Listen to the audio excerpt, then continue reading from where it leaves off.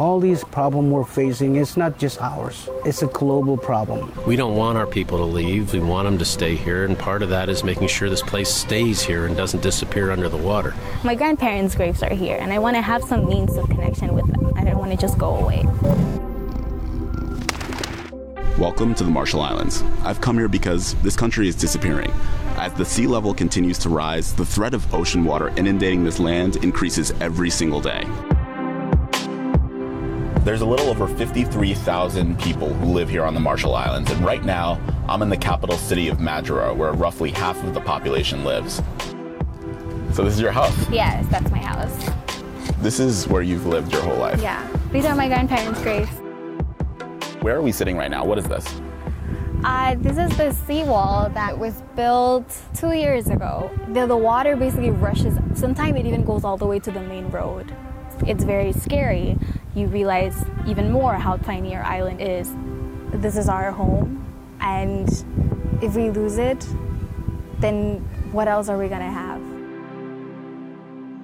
My name is Kathy Jadunul Kachinar. I try to use my poetry and spoken word performances to raise awareness on different issues. Kathy has traveled the world advocating against climate change.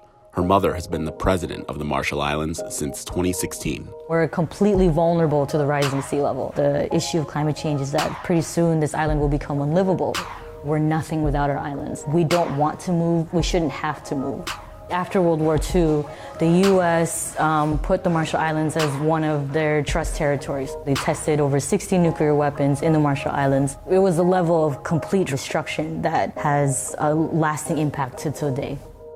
The Runit Dome, that's made up of, I think, 46 nuclear weapons worth of debris. The rising sea level, once the Runit Dome goes under, all that poison goes out into the ocean. And it's going to affect everyone, not just the Marshalls. Back in 1986, the U.S. began offering a Compact of Free Association, meaning Marshallese people can travel freely to and from the U.S. Many of them have decided to move there, some permanently.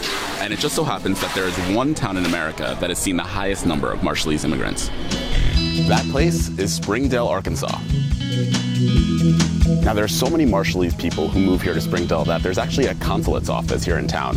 Why have so many Marshallese moved to Springdale? Honestly, I think we moved to Springdale because there's a lot of jobs here. There are estimated 15,000 Marshallese that live in Springdale. That's a lot. Is this place where you can go to get some of the food that you would get on the Marshall Islands? So what do you miss about living on the Marshall Islands? Yeah, I miss my people. I miss the fresh water, fresh air. Whoa, come on, you guys. Every little kid on the island knows me. And they all know this car. Half the country's population is under the age of 15 years. So we're going to train as many young people as we can in first aid and teach them a little bit about emergency response issues. We're working really hard to try to make sure people are ready when something happens. And hopefully it never does, but we want them to be ready in case it does. Hi, this is our workshop. The same water that gives us resources is the same water today that is coming closer and closer to our houses. If we have to move, we will be countryless. And if I move, drag me on my canoes out of this country. Nobody's saying right now, you gotta plan to move, that's it. Until I hear somebody definitively say that, or until we as a collective decide, okay, we're gonna have to do that, we're gonna keep fighting.